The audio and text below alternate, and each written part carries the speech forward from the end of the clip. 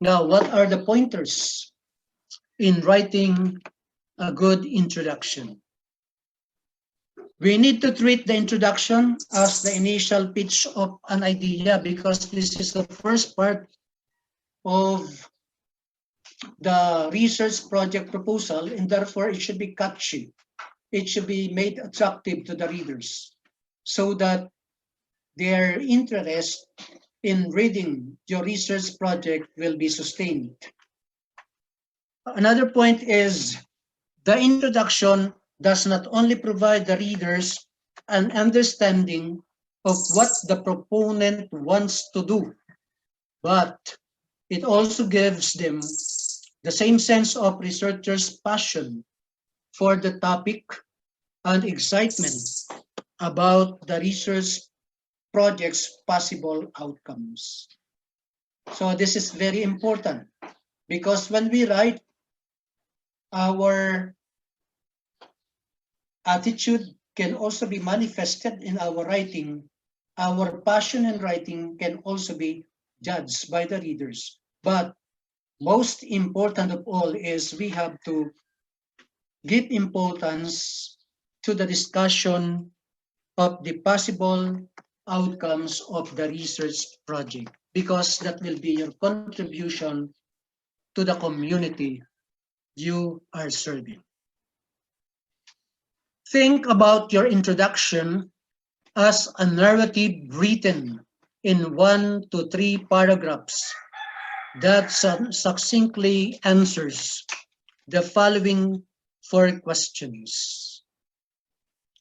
Again, the introduction should be brief and clearly stated, and you have to provide a lot of information in a shorter manner. So that's the first point. So the question is, what is the central research problem? Second, what is the topic of study related to that problem? Third point, what methods should be used to analyze the research problem? Fourth, why is this important research? And why should someone reading the proposal care about the outcomes from the study? Again, if we're going to analyze the 4 questions, the first one speaks of our research purpose. The second is topic of the study is related to the problem. So relevance is also given importance. What is the topic of the study related to that problem? And this one is very essential in the selection of relevant readings. Then methodologies. Most appropriate methods should be used so that we will ensure the success of the implementation of the research project proposal. And the last one is the importance of the project should be made clear to the readers. Now, the second part of a research project proposal is the background and significance. This particular section of a research project proposal may be separated. In fact, in other formats, I saw that this is made 2 sections, background of the study, and the other one is significance or importance of the study. So this section can be melded into the introduction, or the researcher can create a separate section to help with the organization and flow of the proposal. So meaning organization of ideas and flow of the proposal. Another point is this is where the researcher explains the context of the project and outline why it is important. So this is very important thing to consider in writing the background and significance of the study. Explanation of the context of the project and outline why it is important. So relevance or importance, significance of the project should be thoroughly discussed here, but you have to make it, again, concise. Another, writing this section, the researcher should not make an assumption that the readers have a complete knowledge of the research project. What does it mean? So when we write our research project proposal, bear in mind that not everybody can understand your area of specialization, and therefore do not confine yourselves with utilizing the technical terms in, used in your field. If there are expressions that may be understood by the readers, then simplify the terms. But if the terms are technical terms, then simply provide operational definition. That is only my suggestion. Then the researcher must choose what is relevant to help him or her explain his or her goals for the study. Another point, state the research problem and give a more detailed explanation about the purpose of the study than what the researcher started in the introduction. So in other words, the background and significance as part of the research project proposal provides additional discussion that focuses on the importance of the research project. Then present the rationale or rationale of the proposed study and clearly indicate why it is worth doing. Again, answer the so what question. Because answering the so what question will make your explanation more acceptable to the readers and to the panelists. Additional things about background and significance. Describe the major issues or problems to be addressed by the research report. So this is simply provision of description of the issues, problems considered in the research project. Elaboration, in other words, is needed. Then explain how the researcher plans to go about conducting research. So detailed explanation of the procedure is very important. Like, for example, how will you go about collecting data relevant data in order to complete your study? So details like the date of data collection, the instrument to be used, the people involved, etc.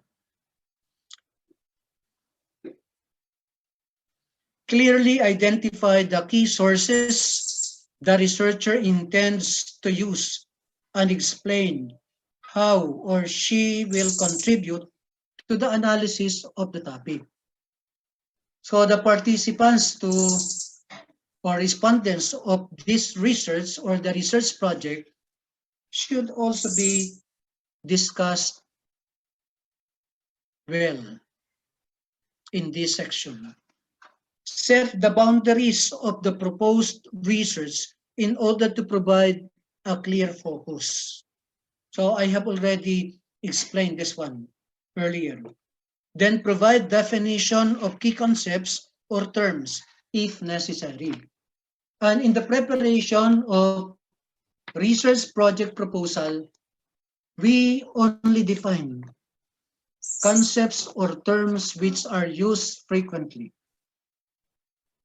Do not define several terms, that we only define terms which need clarification. And as much as possible, we define these terms operationally. In other words, the meaning should be the definitions as used in the research project.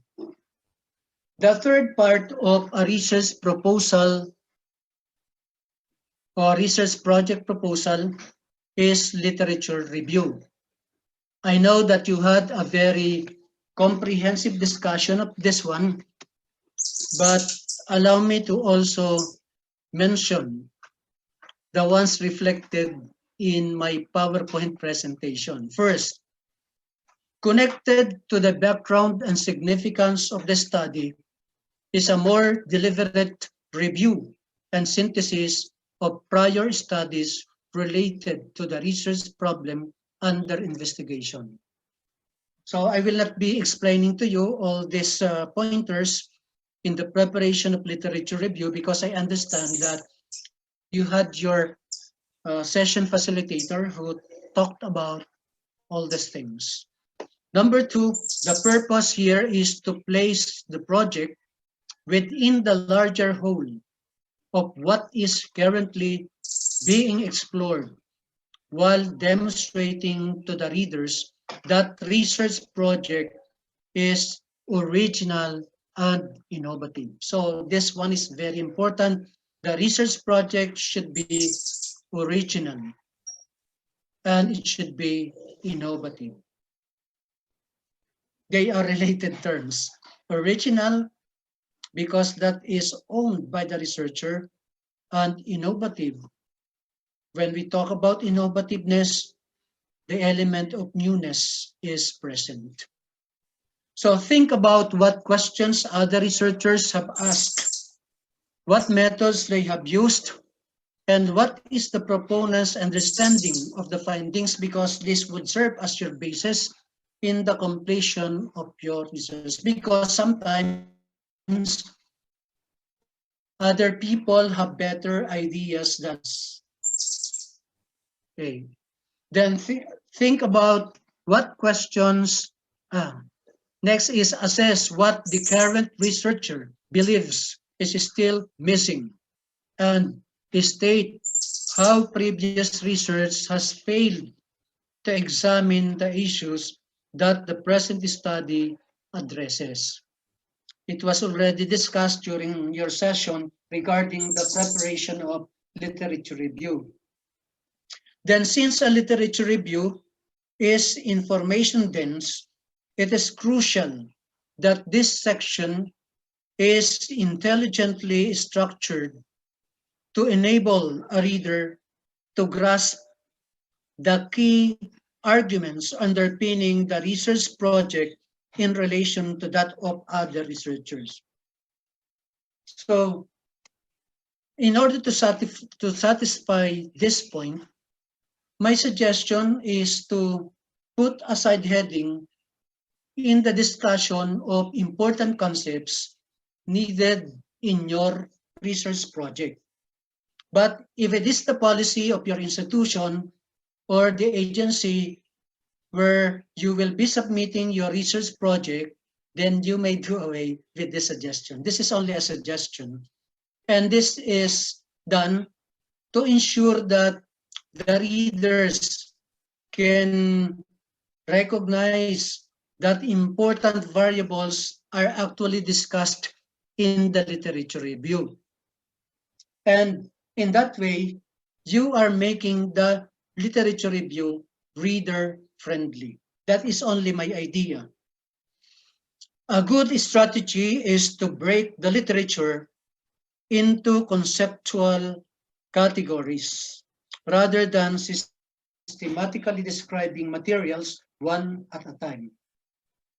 So my style of doing this is I am guided by the research problems or research questions I always consider the flow of the research questions in the discussion of literature and relevant studies. Now, the next point I would like to share with you, which I am very sure you are also familiar with, is the 5 C's of writing a literature review. Babasahin ko na lang po ito kasi mayroon na po kayong discussion kahapon tungkol dito. The 5 C's of writing a literature review. The first C is cite. Keep the primary focus on the literature pertinent to your research problem. Meron po ng the. Compare. The second point is compare. Compare the various arguments, theories, methodologies, and findings expressed in the literature. The third C is contrasts. The various arguments, themes, methodologies, approaches, and controversies expressed in the literature. Fourth, critique. Critique the literature. And how do we do it? Which arguments are more persuasive and why? Which approaches, findings, methodologies seem most reliable, valid, or appropriate, and why? Then pay attention to the verbs you use to describe what an author says or does. Then the fifth one is connect, because coherence is very important. So this is not only done in the review of related literature, but in the making of introduction and other aspects or sections of the research project proposal. Connect the literature to your own area of research and investigation. So connection should be established.